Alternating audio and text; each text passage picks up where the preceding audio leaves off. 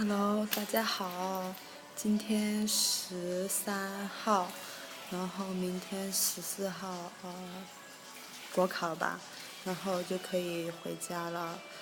现在还没有回家，就是明天回去的是去成都，然后就是回我老家，回去办证件。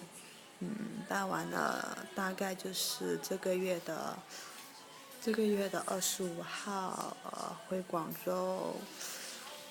反正呢，这个暑假是挺忙的，本来打算去旅游之类的，不过时间不允许就算了吧。然后明天的考试。怎么说呢？就是有些准备好了，但是问题的话还是会有一点点吧，因为我都没有完全把试卷做完。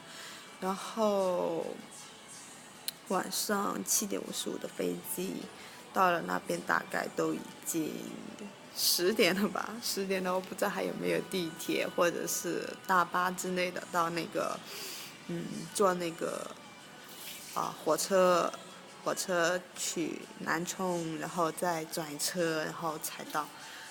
反正呢，回那边是比较麻烦的，啊、只能祝我自己好运啦。就这样吧，拜拜。